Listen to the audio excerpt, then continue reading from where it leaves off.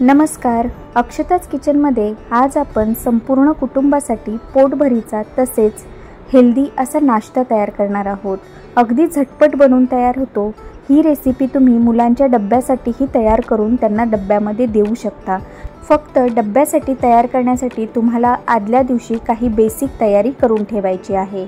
तर या रेसिपीसाठी आपल्याला 1 कप रवा लागणार आहे, अर्धा कप आपण इथे दही घेणार आहोत, पाव कप पाणी घेणार आहोत, चवीनुसार मीठ, 2 चमचे अद्रक लसूण मिरचीची पेस्ट, हळद, नॉर्मल इनो असतो त्याचं जे छोटं पॅकेट मिळतं ते पूर्ण पॅकेट इथे मी घेतलेलं आहे। तसेच भाज्यांमध्ये बारीक चिरून घेतलेली कांद्याची पात, बारीक चिरलेला कोबी, बारीक चिरलेला कांदा आणि किसून घेतलेलं गाजर। तुम्ही तुमच्या आवडीनुसार यामध्ये कोणत्याही भाज्या आणि कितीही भाज्या यामध्ये तुम्ही ॲड करू शकता। आता एका बोलमध्ये 1 कप रवा घेतलेला आहे, अर्धा कप दही, 2 चमचे अद्रक लसूण मिरचीची पेस्ट घेतलेली आहे, चवीनुसार मीठ घालूयात, हळद घालूयात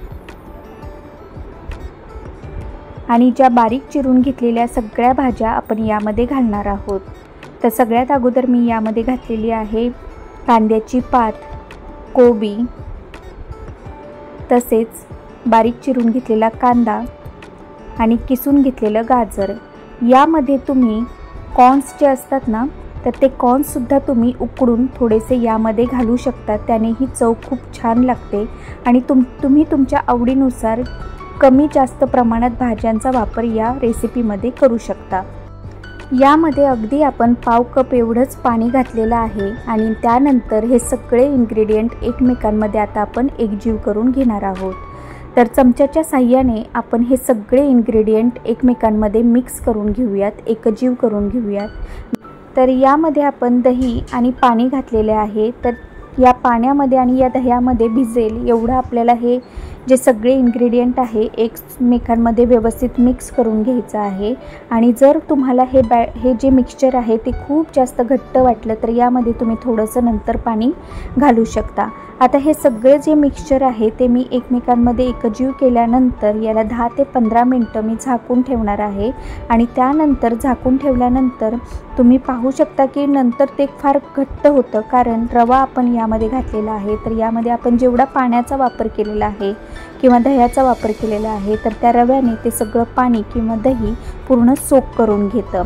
तर अशा प्रकारे 10 मिनटं मी याला झाकून ठेवलं होतं आणि 10 मिनटानंतर यामध्ये मी बारीक चिरून घेतलेली कोथिंबीर घातलेली आहे आणि जो इनो आहे तो घातलेला आहे। इनो घातल्यानंतर त्याला खूप वेळ ठेवायचं नाही, त्याच्यावर थोडंसं पाणी घालायचं आणि तो इनो ॲक्टिवेट करून घ्यायचा। तर तुम्ही इथे बघत असाल की अगदी मी थोडं थोडं पाणी घालून या बॅटरला व्यवस्थित कन्सिस्टन्सीने मिक्स करून घेत आहे। तर या प्रकारची कन्सिस्टन्सी आपल्याला या बॅटरला आणायची आहे। तर याला आपण हेही म्हणू शकतो गुजराती हांडवो। तर हांडवो करताना सुद्धा याच पद्धतीने केलं जातं, पण तुम्ही तुमच्या आवडीनुसार कोणत्याही भाज्या यामध्ये वापरू शकता। आता जेव्हा तुम्ही इनो घालता तेव्हा लगेच हे बॅटर आपल्याला मिक्स करून पटापट मिक्स करून आपल्याला त्याची पुढची जी स्टेप आहे ती करायची आहे। तर एका छोट्याशा पॅनमध्ये मी तेल घातलेलं आहे, जिरे, मोहरी आणि तीळ घातलेले आहे आणि नंतर हे जे बॅटर आहे ते यामध्ये सोडलेले आहे। तर तीळ, जिरे, मोहरी हे घातल्यामुळे या रेसिपीला एक वेगळीच टेस्ट येते आणि एक कुरकुरीतपणा येतो। तर एका साईडने ही जी मी कुरकुरीत केलेली बाजू जी आहे ती 10 ते 12 मिनटं छान मंद आचेवर झाकून ठेवून एक बाजू पूर्ण शिजून घेतलेली आहे आणि आता पलटवून खालची बाजू शिजून घेणार आहे। तर साईडने जर तुम्हाला वाटत असेल की थोडंसं अजून क्रिस्पी असावं तर साईडने तेल सोडू शकता आणि त्या आतल्या पलटलेल्या साईडला सुद्धा आपल्याला झाकण ठेवून 10 ते 12 मिनटं छान असं शिजून द्यायचं आहे। तर मंद आचेवर ही सगळी प्रोसेस आपल्याला करायची आहे। तर तुम्ही इथे बघितलं असेल की किती छान असं हे आपल्याला बनवून तयार झालेलं आहे। हे ॲक्च्युली गुजराती हांडवोच आहे, हांडवोचाच एक प्रकार आहे। तर आता मी तुम्हाला दुसरा देखील डोसा तुम्ही म्हणू शकता किंवा उत्तप्पा म्हणू शकता, तुम्हाला जे आवडेल ते तुम्ही याला नाव नक्कीच देऊ शकता।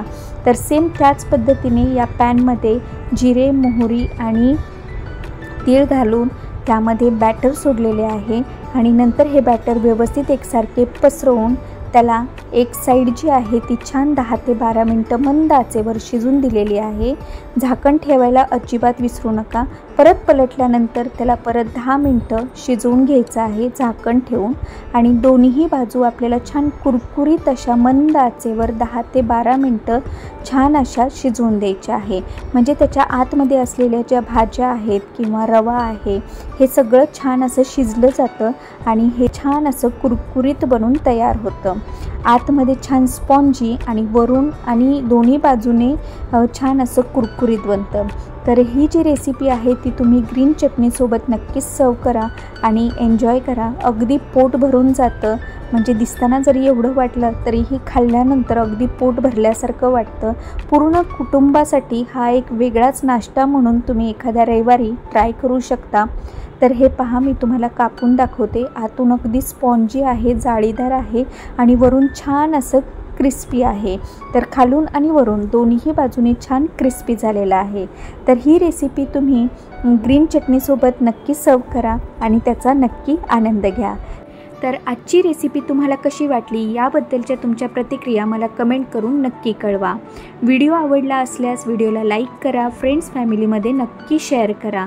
चॅनेलवर नवीन असाल तर चॅनेलला नक्की सबस्क्राईब करा आणि दर गुरुवारी सकाळी 11 वाजता येणाऱ्या व्हिडिओजसाठी नोटिफिकेशन बेलवर नक्की क्लिक करा। पुन्हा आपण लवकरच भेटूयात पुढच्या व्हिडिओमध्ये।